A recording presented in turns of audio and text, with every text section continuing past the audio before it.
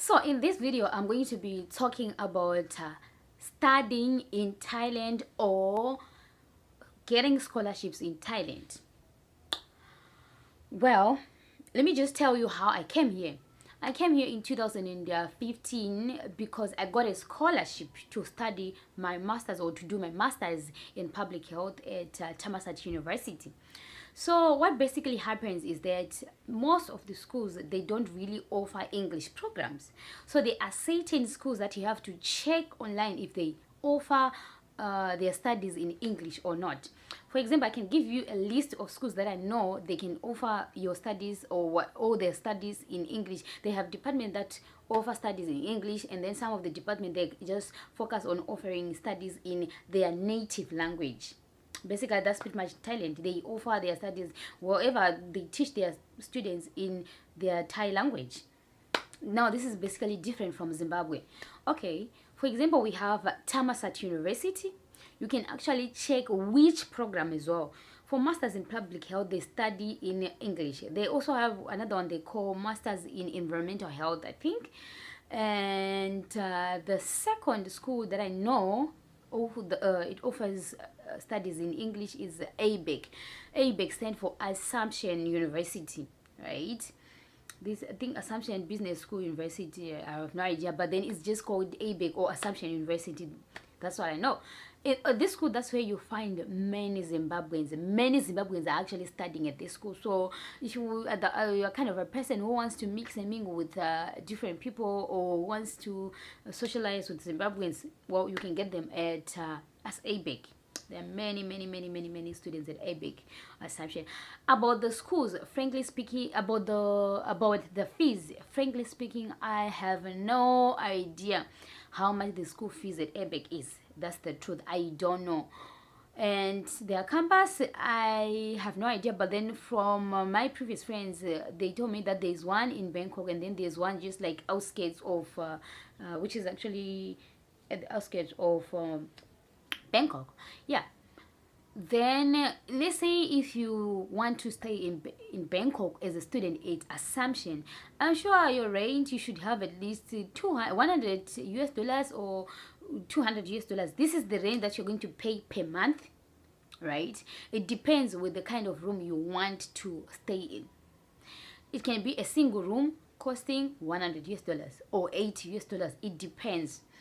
Then the other school that I know is Stanford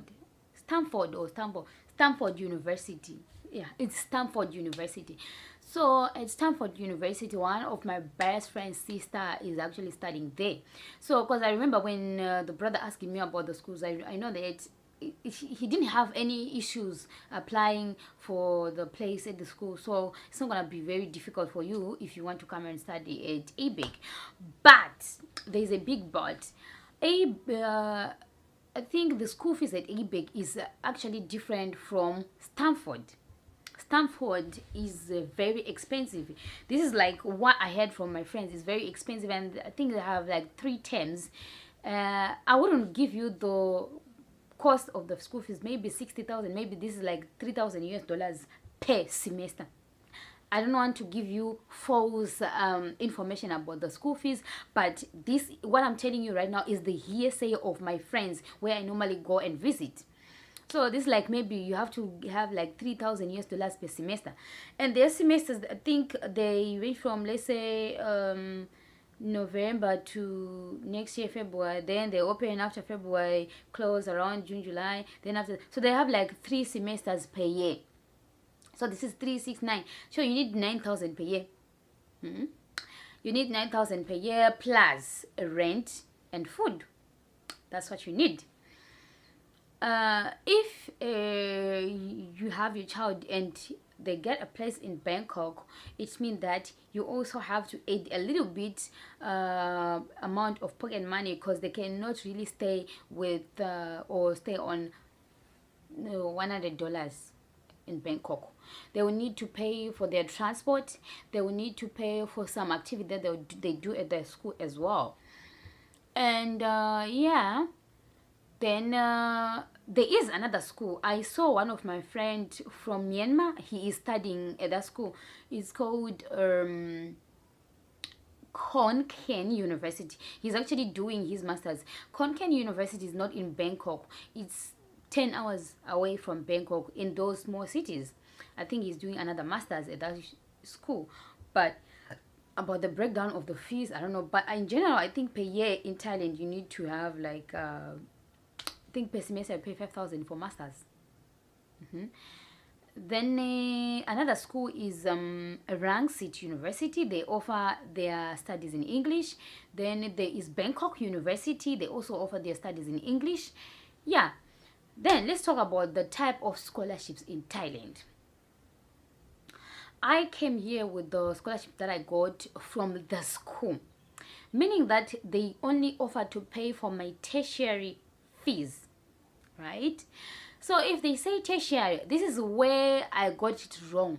I thought getting a scholarship was similar with what happened with me when I was in South Africa. I had another scholarship as well. So it means that all my university life, I was just on scholarships. So with Thammasat University, they didn't like give me enough information about this kind of scholarship. But for me as well, I was stupid enough not to ask them what kind of scholarship they offer, and if I was going to get a job when I come here, or if I can be allowed to work while I'm going to school at the same time. But I didn't ask about that. That's how silly I was. So now I'm just helping you. When they say tertiary education fees, they just mean that they are paying your school fees. They're not going to pay for your house rent. They're not going to give you money for food. They're not going to give you extra time job or part-time job for you to work so that you can have money for food. They will not do that. They only take care of you in terms of fees. What you have to do is just to go to class. Where you are going to get your rent is none of their business. Don't misconcept me. Where you are going to get the school fees is none of their business. You have to actually talk to your family so that they can take care of you while you're in Thailand. For me, I didn't know. And now the problem is that when I kept on asking for money from home, they didn't understand. They was like, oh no, I thought that when you go abroad to study, it means that you have actually lessened our burden. Of it, they didn't understand that Thailand is different from European countries. There is nothing really, really special about Thailand. I don't want to lie.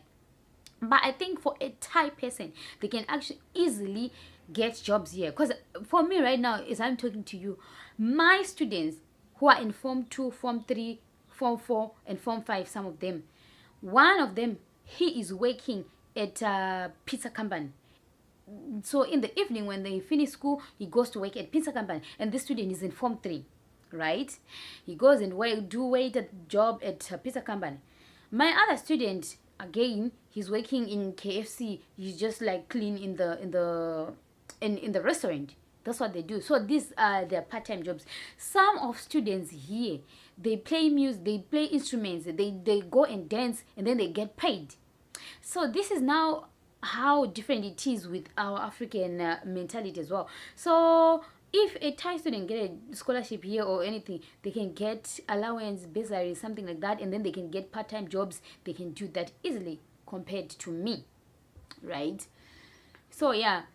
And some of them, they can be makeup artists. The other problem is that the language. How are you going to work as a part-timer in a restaurant if I don't know how to speak Thai language? Thai language is the main language here. They don't really use English. Everywhere is Thai language. Up to now, I don't really know how to speak Thai language. I just understand some of the words, but I don't really understand them. Then, yeah. About the grading system, I think it differs with the school as well. But then in general, no one fails in Thailand. Most of the time, they try that every student who is studying here don't fail. But if you fail, you fail. You have to also work very hard so that you don't fail. But at Stanford, I've heard about different issues with my friend. They said, oh, they failed or what. So I feel like Stanford is a little bit very strict compared to other Thai universities, because I think Stanford is like in partnership with some university in Netherlands or other countries. I have no idea. Then in terms of getting a student visa, yeah, you just do the same process of getting a tourist visa, non-B, non-what. They just ask you to provide the acceptance letter from the school, the map. I think the school also send you the map, the $700, 700 US dollars bank statement, and I think about 950 rands that you're supposed to deposit in the South African bank. Then yeah, so, and also like 950 rands that you're supposed to deposit in the South African bank, because the embassy is in South Africa. If you didn't understand anything about this process, you can check the previous video that I talked about the process of getting a visa in Thailand. Then that's pretty much it, nothing more, nothing less. In the next video, I'm going to come back and talk about the social life in Thailand, the treatment that is being given to blacks in Thailand. I'm going to also explain to you why it's not all that rosy in Thailand as you might think. So my third video is going to be more about social life in Thailand. Please don't forget to subscribe and like as well.